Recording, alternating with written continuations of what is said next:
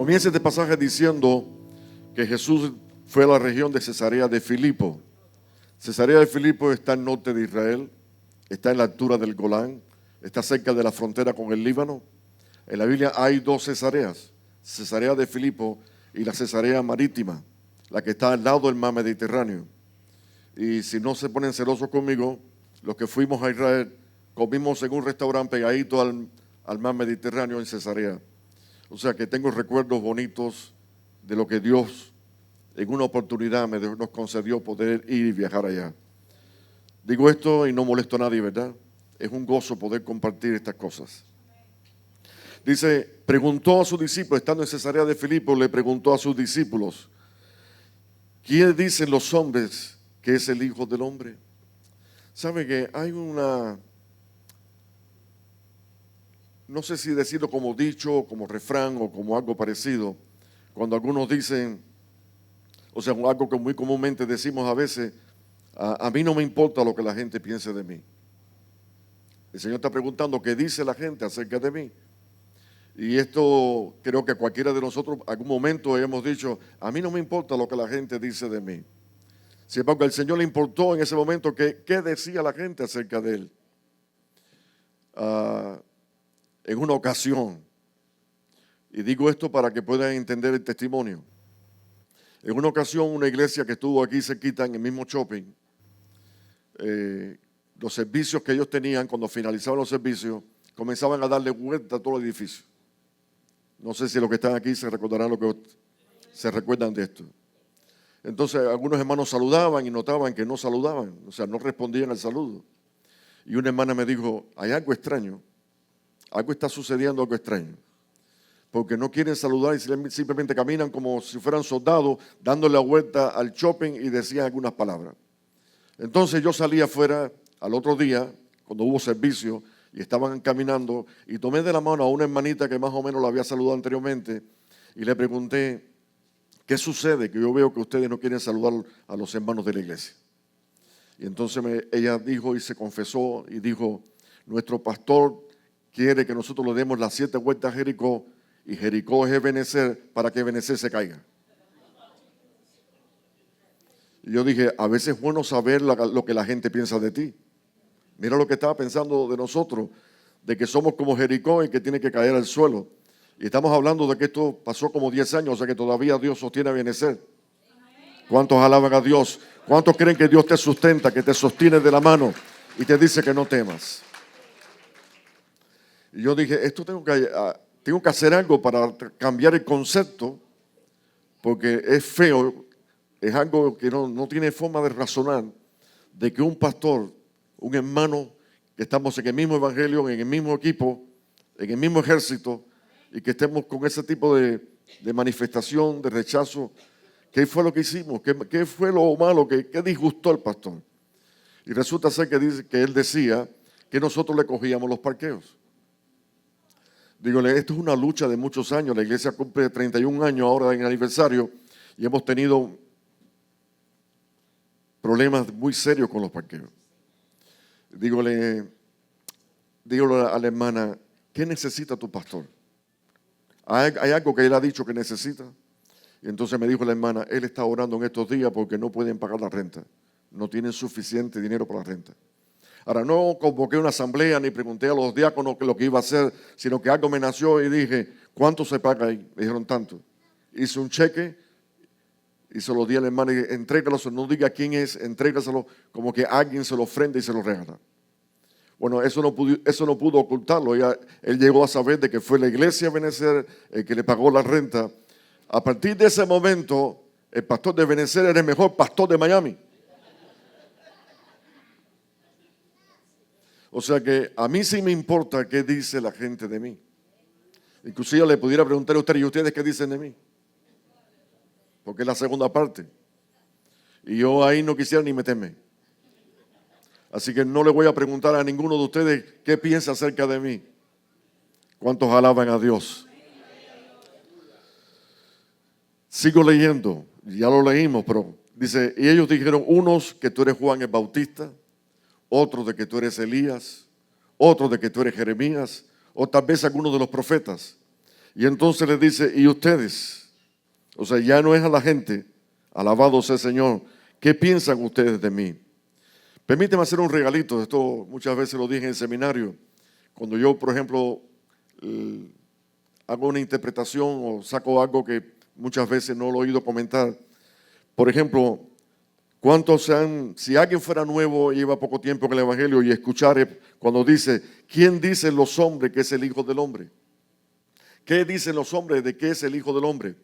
De repente alguien que no ha escuchado tanta Biblia y que no ha escuchado tantos mensajes dice, ¿y qué cosa es el Hijo del Hombre?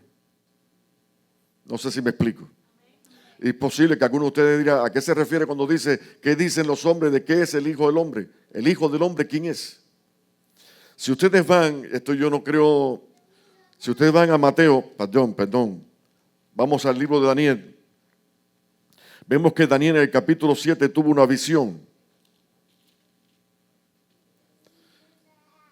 Los silencios aquí son como que frisan un poquito. Están metidos en la prédica, qué bueno. ¿Qué cosa es el Hijo del Hombre? ¿Qué significa Hijo del Hombre? Y vamos a ver que Cristo mismo se llamó, yo soy el Hijo del Hombre. Cuando vamos a Daniel capítulo 7, dice, miraba yo en la visión de la noche, y aquí que las nubes del cielo, vino uno como un hijo de hombre, y que vino hasta mí, hasta el anciano de días, y dice que le hicieron acercarse delante de él. Y miren ahora, el Hijo del Hombre, el cual dice aquí Daniel, dice, y le fue dado dominio, a ese Hijo de Hombre le fue dado dominio, gloria, reino, para que todos los pueblos, las naciones, lenguas le sirvieran. Y su dominio es dominio eterno que nunca pasará, y su reino que no será destruido. O sea, por primera vez, yo no me metí ahora en un estudio de cuántas veces se repite la palabra el Hijo de Hombre, pero posiblemente, la primera vez que se mencionó, lo mencionó Daniel, y menciona como alguien con toda autoridad, dice con gloria, con poder, con reino, o sea, será investido de ese poder, y creo que algunos de ustedes podrán pensar claramente que se está refiriendo a Jesucristo, alabado sea el Señor. O sea, Él es digno de toda honra, digno de toda gloria. No hay otro como Él. No hay comparación con los ángeles. Él es el único, el todopoderoso. Bendito sea el nombre del Señor. Ahora, cuando pregunta acerca, ¿y ustedes qué piensan acerca de mí? Dice que la palabra, Cristo respondió en una emoción. Dice, entonces le preguntó, y Pedro respondió y dijo, tú eres el Cristo, el Hijo del Dios viviente. Entonces le respondió Jesús, bienaventurado eres Simón, hijo de Jonás, porque no te lo reveló carne ni sangre, sino mi Padre que está en los cielos te lo reveló. Y yo también te digo que tú eres Pedro, y sobre esta roca edificaré mi iglesia, y las puertas del Hades no prevalecerán contra ella, y a ti te daré las llaves del reino. Fíjense cómo lo capacita con el respaldo del cielo. A ti te daré las llaves del reino de los cielos, y todo lo que atares en la tierra será atado en los cielos, y todo lo que desatares en la tierra será desatado en los cielos. Este pasaje bíblico que estoy leyendo, y fíjense que no lo voy a decir en una forma déspota, ni de rechazo o de confusión, es el versículo que los católicos usan para decir, esta es la base de por qué hay un papado. Pedro es el primer papa y después de él vienen los vicarios que reemplazan a Pedro, y en este caso como que son los que reemplazan a Jesucristo aquí en la tierra. Voy a mirar las caras de cada uno de ustedes. Si hubiese todavía alguno católico, apostólico y romano, no estoy haciendo para afectarles. Quiero demostrarles con la Escritura lo que vamos a ver, los detalles sobre este pasaje, para que se den cuenta de que Pedro no es la roca sobre la cual se edifica la iglesia, sino que las rocas son los apóstoles, y las rocas ustedes como piedras vivas también ustedes van a tener parte en el fundamento. Miren este detalle. Y yo también te digo que tú eres Pedro, que tú eres Petro. Es lo que dice el original en griego, tú eres Petro, y sobre esta Petra, que dice la roca, voy despacito para que puedan entender. Yo estoy leyendo el capítulo 18. El verso 18 del capítulo 16. Y yo también te digo, le dice el Señor a Pedro, que tú eres Petro. Si usted busca la palabra que se escribe en original, es Petro, que es piedra. Y sobre esta Petra que dice roca, edificaré mi iglesia. En otras palabras, no está edificando la iglesia sobre Pedro, sino está edificando la iglesia sobre la confesión que hizo Pedro. Porque cuando le preguntó, él dijo, tú eres el Hijo, tú eres el Cristo, el Hijo del Dios viviente. El Señor dijo, bienaventurado eres Simón, porque ni carne ni sangre te lo reveló, sino mi Padre te lo reveló. Bendito sea el Señor. Porque dice, y yo también te digo que tú eres Petro, que tú eres Pedro, y sobre esta Petra, que es una roca, edificaré mi iglesia y las puertas del Hades no prevalecerán contra ella. En el griego hay 3 palabras para decir piedra. Una es Petros, que se traduce por Pedro.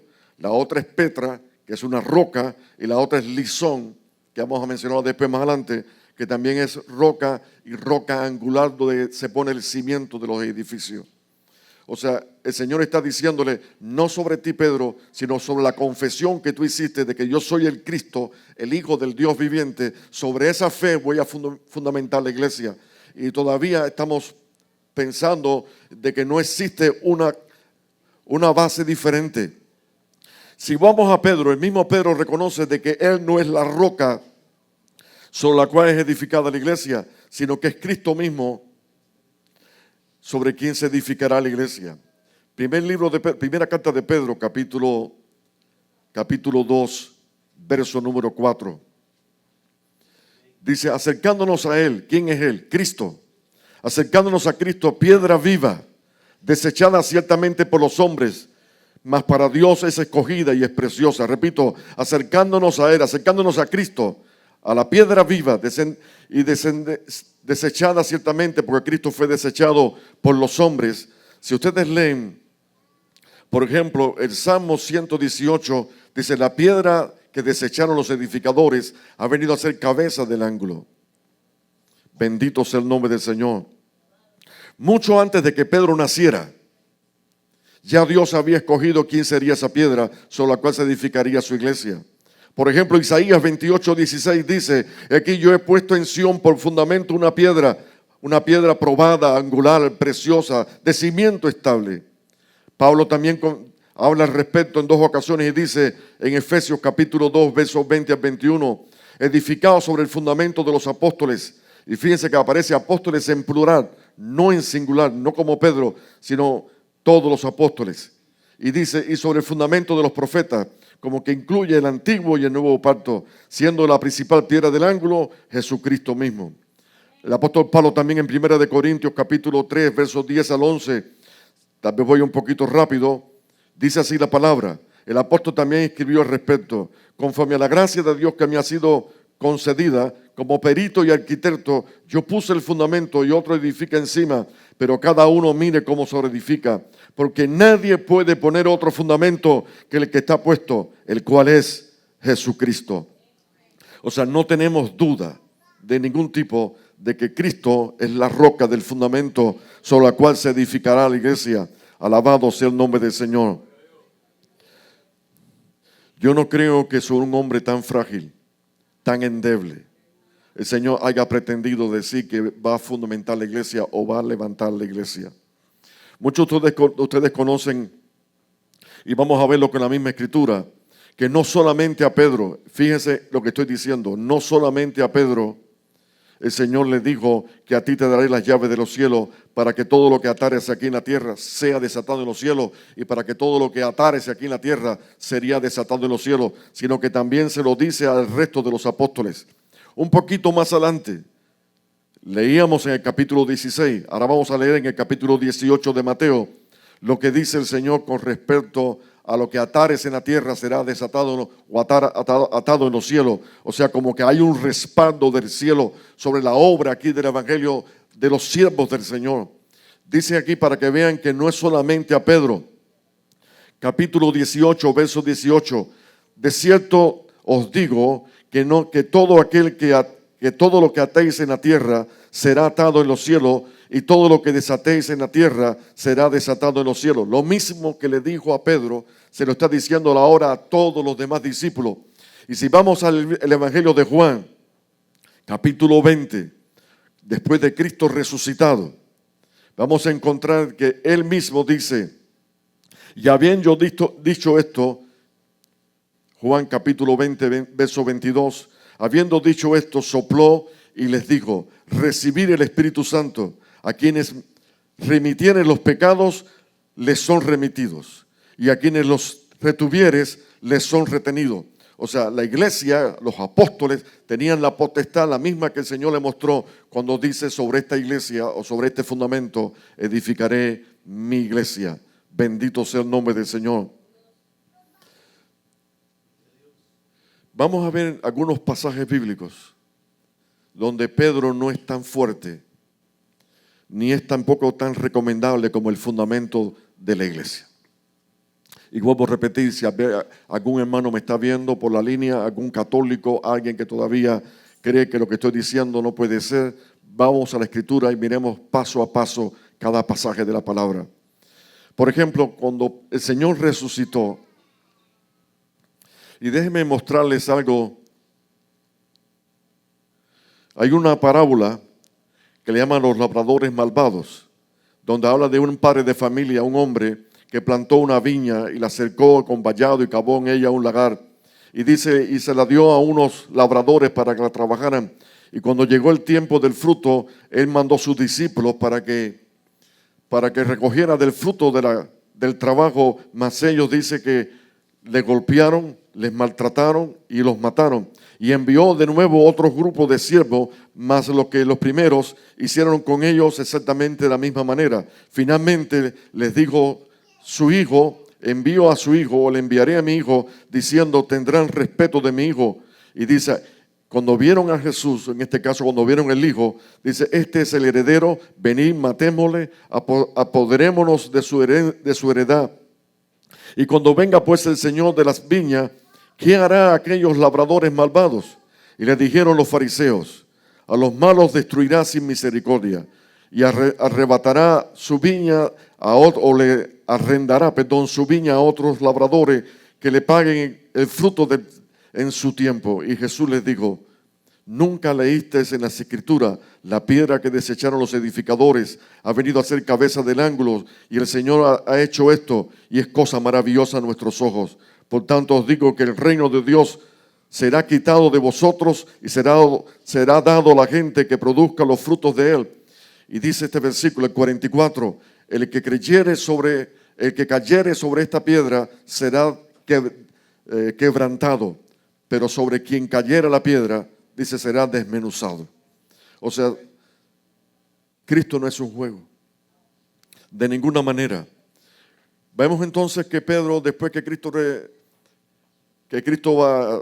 fue llevado preso, cautivo y está en la casa de Caifás, dice la Escritura que Pedro había hecho un comentario al Señor horas antes y le dijo, Señor, que no te acontezca lo que sucede. Y el Señor le dijo, apártate de mí, Satanás, porque me eres de tropiezo.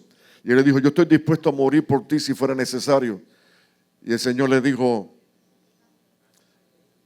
hoy, antes que cante el gallo, tú me habrás negado ya 3 veces. Y Pedro dijo, no, de ninguna manera, mejor muero, perezco antes que suceda.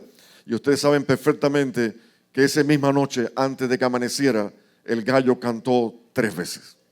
O sea, el hombre fuerte, el hombre que estaba dispuesto a dar su vida por Cristo, ahora de repente, y no estoy juzgando a Pedro, posiblemente muchos de nosotros estaríamos corriendo también.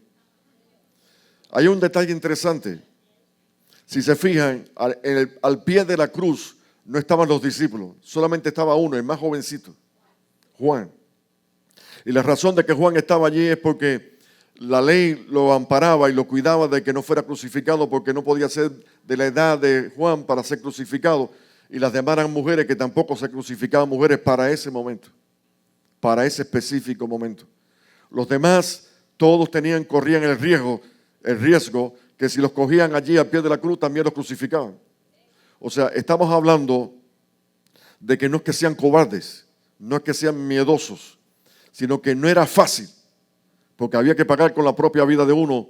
Y yo creo que el Señor conoce la condición de cada corazón. No temas porque yo estoy contigo. A todos les dice, no teman. Bendito sea el nombre del Señor.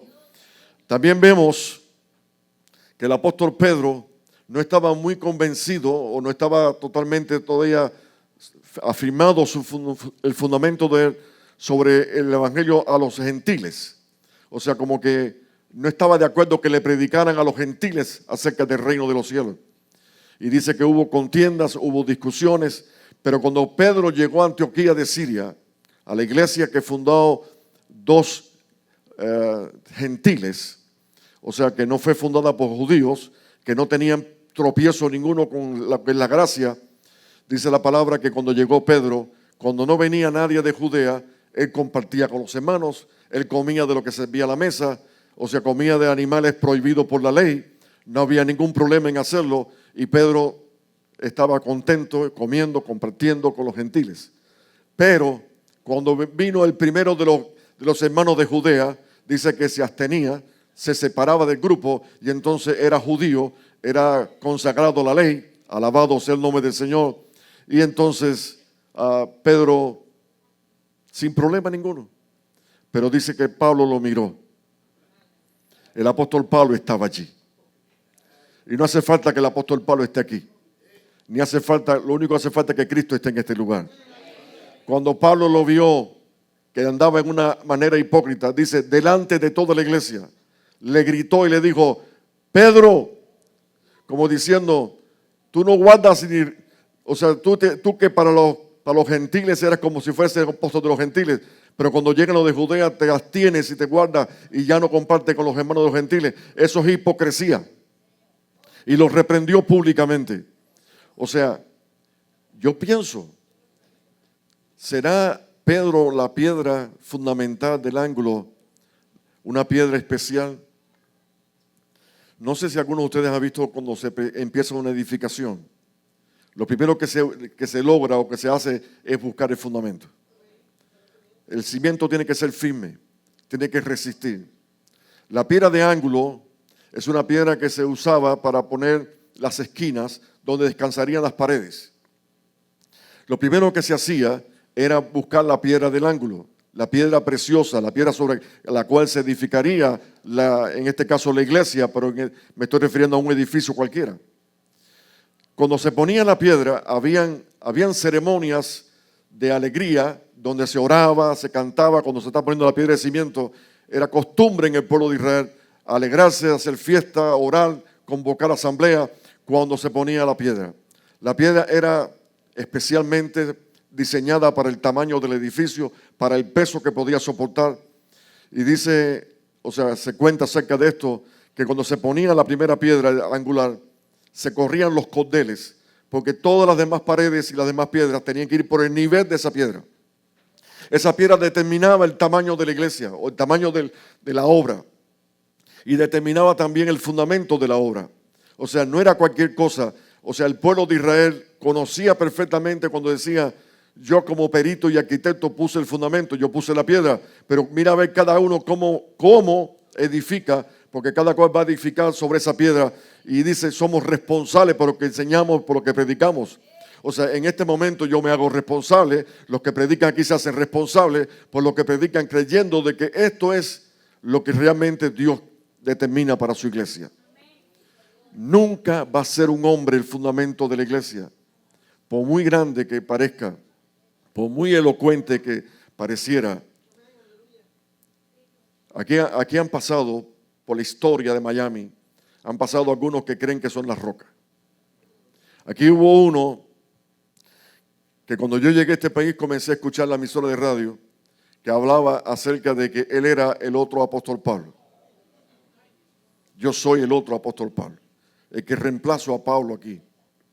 Después de eso fue cambiando y ya no era Pablo, ahora era el Cristo. Él era el vicario. Alaben a Dios. Él era el que reemplazaba a la iglesia. Y dice la palabra que después, tiempo después, dijo, yo soy el anticristo. ¿Algunos saben qué le pasó? Para no decir nombre, ¿qué le sucedió? Creo que muchos de ustedes saben lo que estoy diciendo, ¿verdad? Murió, su poder no le sirvió para nada. Confundió a medio Miami. Tenía miembros de iglesia en diferentes partes del mundo. Mandó a tatuarse el 666 en la frente, en la mano. Y los miembros de la iglesia de tontos, no sé si decir guanajos, no sé qué otro calificativo emplear, I'm sorry, siguiéndole, porque maldito el hombre que confía en los hombres, el que no va a la escritura y que medita en la palabra. ¿Cuánto alaban al Señor?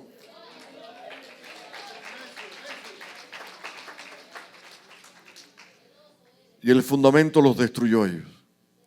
Sobre quien cayere esa piedra, lo va a desmenuzar. Fíjense, no hay remedio, no escapa. Alabado sea el nombre del Señor.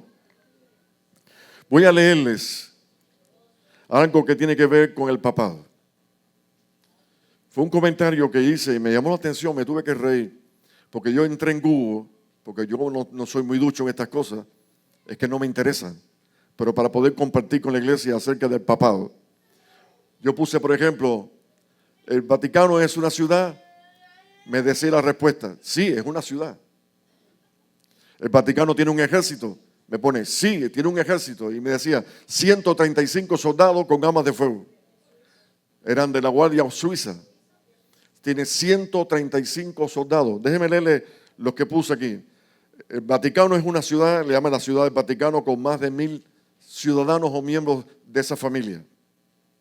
Se considera el país más pequeño del mundo. Tiene gobierno. Por cierto, es un gobierno teocrático. Teo significa Dios, crático significa gobernado por Dios. Y yo les pregunto, ¿será gobernado por Dios de verdad? Tiene su bandera propia, tiene una bandera.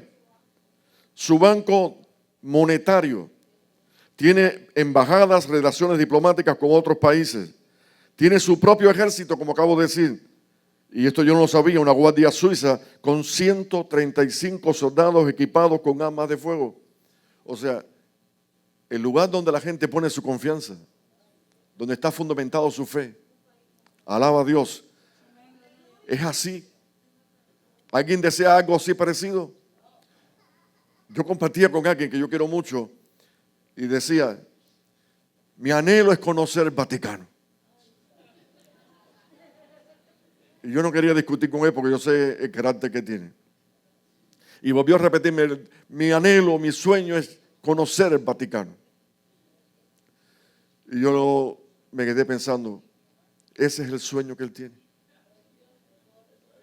¿Sabe que no se sientan mal conmigo? Pero han habido muchos cristianos evangélicos que han visitado el Vaticano. Y han entrado en él. Y se han expresado. Yo no sé si usted vio en el noticiero cuando el problema de que tenemos papa. Comenzaron un comentario públicamente y uno de ellos se expresó como diciendo, yo soy evangélico, pero sentí emoción por venir. Yo le pregunto, si llega a ser un diácono de una iglesia o un miembro de la iglesia, alguien que tiene algún cargo de la iglesia y de repente lo ve diciendo esas palabras en el Vaticano, como diciendo, yo soy cristiano evangélico, pero tuve una emoción muy fuerte en el pecho por el Papa. Yo le pregunto, ¿cuántos a veces han caído en la mentira, en la apostasía, han sido arrastrados? Yo digo, ¿será posible? ¿Será posible que haya gente que todavía no ha conocido cuál es el fundamento de la iglesia y no tienen en base como el asegurarse en quién ha creído? Nosotros no podemos cambiar a Cristo. Dile a tu vecino, no se puede negociar a Cristo. No podemos cambiar de Él. Él es único, Él es el incomparable. ¿Saben ustedes cuántos papas han pasado por la historia? 267 papas. Según ellos, Pedro es el primer papa. Y según ellos, en la basílica de Pedro, debajo están los restos de Pedro. Pero hay algo interesante, entra en internet para que vea algo interesante. Ellos han hecho excavaciones en la basílica para ver si encontraban el cadáver de Pedro. Y han encontrado varios cadáveres, pero ninguno es Pedro. Tengo noticia, a Pedro no se menciona en Roma en ningún momento. Ningún escrito, ningún pergamino, ninguna vitela, ningún pergamino, en ninguna parte se menciona que Pedro estuvo en Roma. Diferente a Pablo, que él apeló a Roma cuando su juicio, ¿verdad? O sea, no han encontrado nada que diga, ninguna nota, ningún papel, ningún libro de que Pedro estuvo en el Vaticano. Y que la basílica de Pedro, ahí están muchos de los muertos que fueron papas y que hoy los veneran y que muchos de ellos son santos.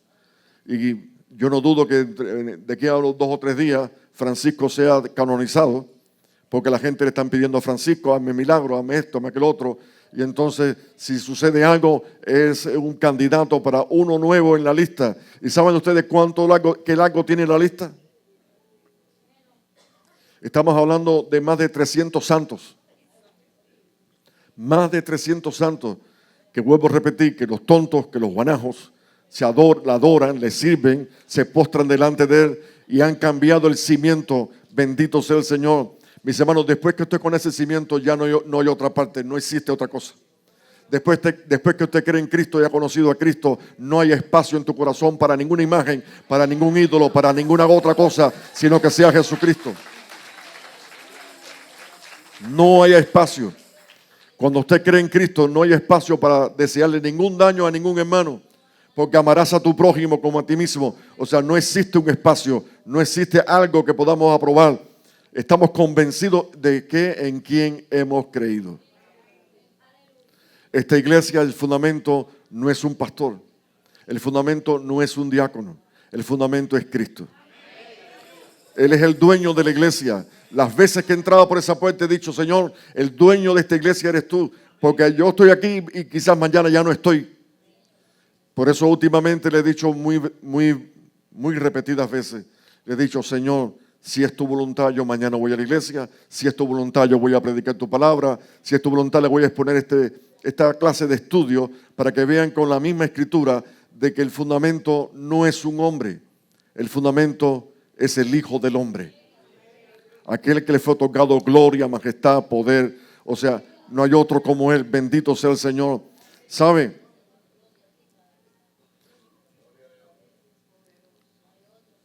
Dice la palabra, cuando vino el cumplimiento del tiempo, Dios envió a su Hijo. ¿Nacido de qué? Nacido de mujer, nacido bajo la ley. Y para que redimiese a los que eran bajo la ley, haciéndolos como herederos, como diciendo, son hijos de Dios, son como adoptivos hijos de Dios. Pero también en Hebreos dice, entrando en el mundo, dice, sacrificio y ofrenda no quisiste, mas me preparaste un cuerpo que era para el sacrificio. Porque el cuerpo de Cristo, mis hermanos, era el cuerpo del sacrificio. La sangre de Cristo era la sangre que nos hace limpios una vez y para siempre. Un sacrificio perfecto, donde no se admite otra clase de sacrificio. Y usted está en el lugar correcto, donde se predica de Cristo, donde se habla del Señor, donde se alaba y se glorifica. Donde se glorifica el nombre del Señor. ¿Cuántos de ustedes creen de que el Señor está contigo? Vamos a ponernos de pie.